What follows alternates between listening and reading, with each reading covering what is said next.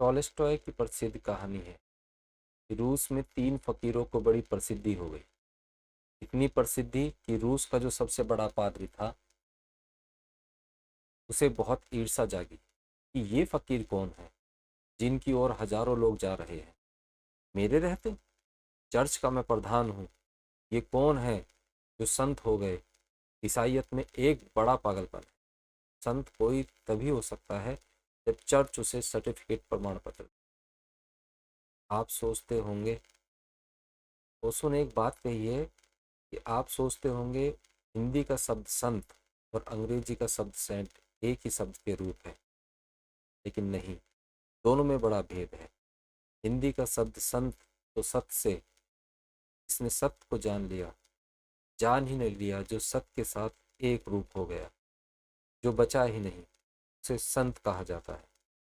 अंग्रेजी का शब्द सेंट और ढंग से आता है, सैंक्शन से, यानी कि चर्च के द्वारा स्वीकृत, जिसको चर्च ने स्वीकृति दे दी, चर्च ने जिसे मान लिया। पादरी बहुत चिंतित था।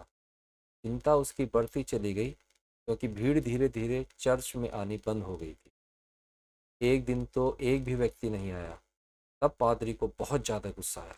तो पादरी ने पहनी अपनी पोशाक, पादरी वाली, अपना सोने का मुकुट, ताम झाम, अपना पहनावा और सोने का डंडा, जो कि प्रमुख पुरोहित के लिए बनाया गया था, और चल पड़ा उन तीनों संतों की खोज में।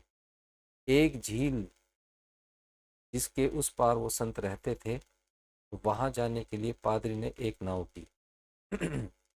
मांझी नाव खेकर ले चले उसे उस पार। पादरी ने अपने चर्च की पूरी पोशाक पहन रखी थी, तगमा लगा रखे थे, सोने का मुकुट, सोने का डंडा। वो पूरा तैयार होकर गया था कि आज इन संतों को रास्ते लगा दूंगा, पूरा मजा चखा दूंगा। पादरी नाव से उतरा, देखा, देख के हैरान हुआ कि एक झाड़ के नीचे 3 सीधे साधे लोग बैठे। ने पूछा, क्या तुम ही वो 3 संत हो? उन्होंने कहा, संत? हमारी क्या पात्रता संत होने की? हम तो गांव के सीधे साधे गंवार लोग हैं। पर गांव के लोग मानते हैं, मानते ही नहीं। लोग हैं कि आए चले जाते हैं। हम तो बहुत मना करते हैं। हम जितना मना करते हैं उतने ही लोग आए चले जाते हैं। हमारा तो जीना मुश्किल कर रख दिया है। आप अच्छे आ गए, हमें बचाओ। ये भीड़ भाड़ हमें रुचती नहीं। हम तो अपने मजे में थे। ये किसने खबर दे दी? कैसे लोगों में खबर पहुंच गई?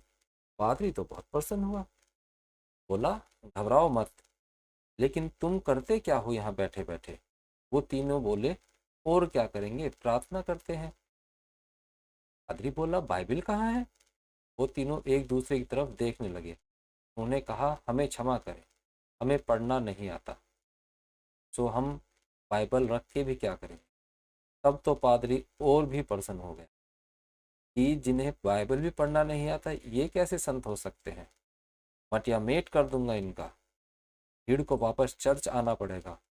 फिर उसने कल की हमारी प्रार्थना क्या है? तुम कहते हो कि प्रार्थना करते हो। वो तीनों नीचे देखने लगे, जमीन को, जमीन की तरफ। उस पादरी ने कहा, बोलते क्यों नहीं, शर्माते क्यों हो? उन्होंने कहा कि अब आपसे कैसे कहें, बड़ा संकोच लगता है। असल में हमें प्रार्थना भी नहीं आती, क्योंकि चर्च के द्वारा स्वीकृत प्रार्थना है, वो बहुत लंबी और बहुत कठिन है। तो तुम प्रार्थना करते हो फिर? डरो मत, मैं तुम्हें क्षमा कर दूंगा और क्षमा भी करवा दूंगा, पादरी बोले। उन्होंने कहा कि आप नहीं मानते तो मजबूरी है, शर्म तो बहुत आती है, हमने अपनी प्रार्थना खुद ही बना ली, माफ़ करें। गैर पढ़े लिखे लोग जो हैं, पादरी की तो प्रसन्नता बढ़ती चली गई। अपनी बनाई प्रार्थना भी कहीं काम आ सकती है? प्रार्थना तो स्वीकृत होनी चाहिए, बाइबल के द्वारा, संतों के द्वारा, प्रारब्ध के द्वारा। जितनी पुरानी उतनी श्रेष्ठ, जैसे कि पुरानी शराब जितनी पुरानी उतनी ही अच्छी।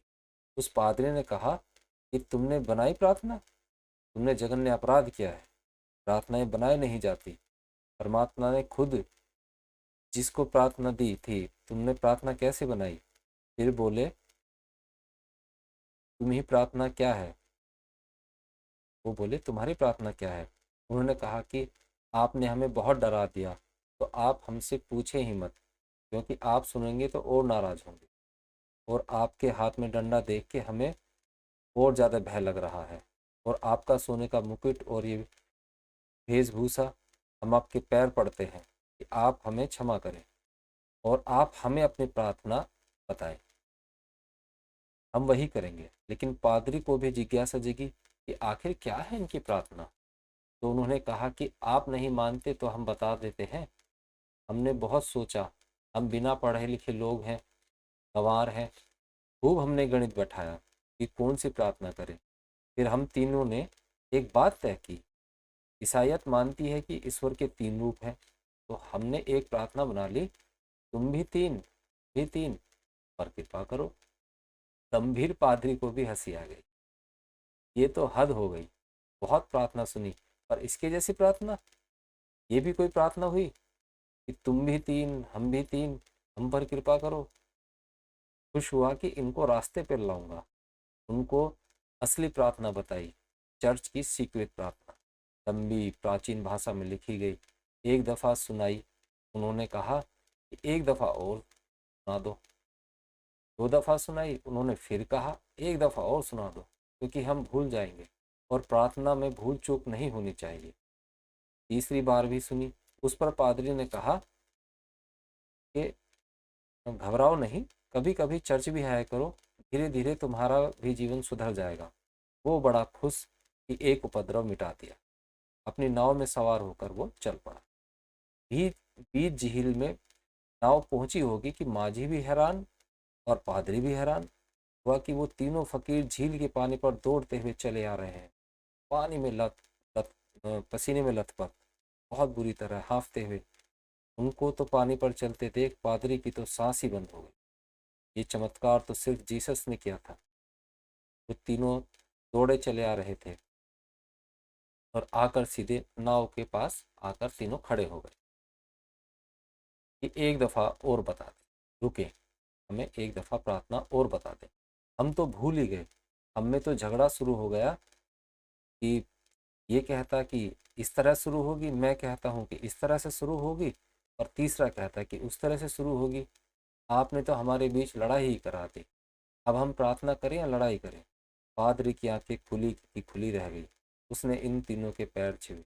उसने कहा कि मुझे माफ़ कर दो, तुम्हारी प्रार्थना ठीक थी क्योंकि सुन ली गई, मेरी प्रार्थना गलत है क्योंकि अभी तक सुनी नहीं गई। मैं पानी पर चल नहीं सकता, ये मेरा साहस नहीं। मैं पानी पर पैर रख नहीं सकता, ऐसी मेरी श्रद्धा नहीं। तुम वापस जाओ, जो मैंने कहा था उसे बिल्कुल भूल जाओ। असल में मैं भी आज से यही प्रार्थना करूँगा कि हम भी तीन, तुम भी तीन, प्रभु कृपा करो। जो तुम करते हो वही करो। तुम्हारी प्रार्थना जीत गई, मेरी प्रार्थना हार गई। इस कहानी से हमें सीख मिलती है कि अगर मन साफ हो, भोला हो, परमात्मा तुम्हें सुन ही लेगा। इसलिए साफ, भोले और सरल रहो।